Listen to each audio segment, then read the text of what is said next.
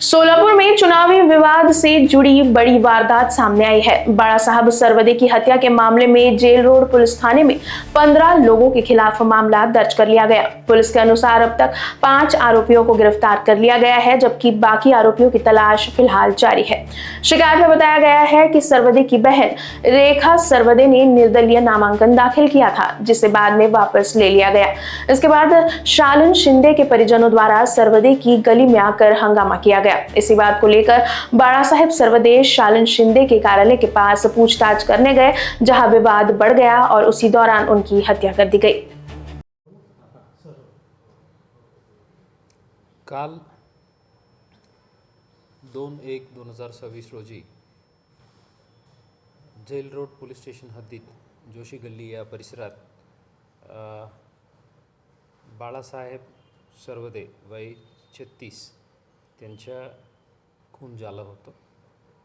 त्यानुसार गुन्हे दाखल होऊन जेल रोड पोलीस स्टेशनला मृतकांच्या भाऊच्या फिर्यादीवर 15 जणांविरुद्ध गुन्हे दाखल करण्यात आलेले आहेत।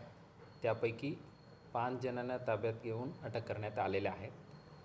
राहुल शिंदे, अतिश शिंदे, तानाजी शिंदे, अमरशंकर शिंदे आणि शालन शिंदे अशा 5 आरोपींना ताब्यात घेऊन अटक करण्याची प्रक्रिया केलेल्या आहेत। उर्वरित आरोपी अटक करण्याबद्दल आता सर्व पोलीस स्टेशनच्या आणि क्राईम ब्रांचच्या टीम कामात लागलेल्या आहेत।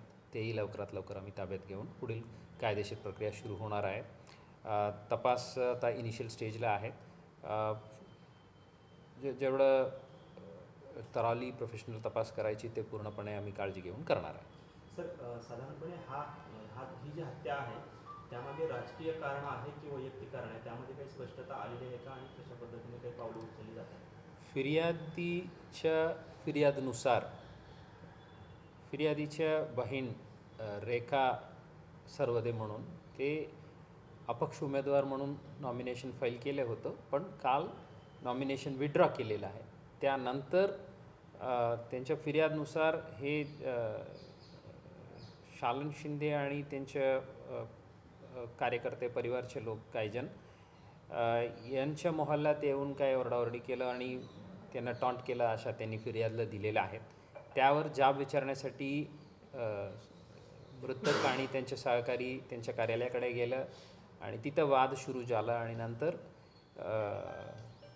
शंकर शिंदे यांच्या घरासमोर जे भांडण झालं त्यात हे चाकूने स्टॅबिंग झालेले आहेत आणि हे घटनाक्रम आहे।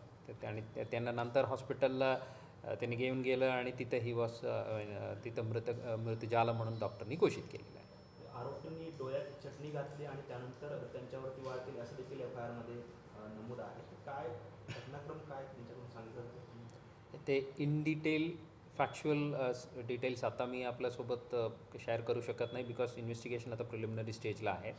फिर्यादीला त्यांनी फिर्याद देताना फिर्यादीने असा उल्लेख केलेला आहे। ते आमच्या सीन ऑफ क्राईम फॉरेन्सिक टीमनी पूर्णपणे ते जे सीन ऑफ क्राईमच्या मॅनेजमेंट करायचे ते पूर्णपणे केलेलं आहे। राजकीय मंडळींचा देखील हस्तक्षेप त्यामध्ये होता आणि त्यांच्यावर देखील गुन्हा दाखल करावा अशी मागणी विरोधी पक्षाच्या नेत्यांनी केलेली आहे। आता एक शिष्टमंडळ आपल्याला भेटून गेलं, काय नक्की मागणी आहे त्यांची आणि काय उत्तर? आता मृतकांच्या सगभाऊ जे सोबत घटनाच्या वेळी होतं त्यांच्या फिर्याद आम्ही घेतलेल्या आहे, त्यानुसार आम्ही गुन्हे दाखल केलेले आहे।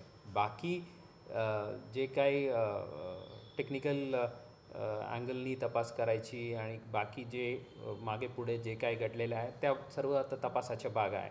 तपासादरम्यान जे काही आम्हाला फॅक्च्युअल इश्यूज समोर येईल त्यानुसार आम्ही वाढवणार आहे। सर, शालन शिंदे यांचं जे ऑफिस आहे ते देखील फोडण्यात आलेलं आहे आणि त्यांचं देखील असं म्हणणं आहे की आमच्यावरती जीवघेणा हल्ला करण्याचा प्रयत्न सर्वदे कुटुंबियांनी केला आहे। त्यामुळे शालन शिंदे यांच्याकडनं काही तक्रार पोलिसात दाखल झाली आहे का किंवा त्यांच्याकडनं कोणी गुन्ह्यासाठी? ॲज ऑफ नाऊ असा काही कंप्लेंट नाही आहे।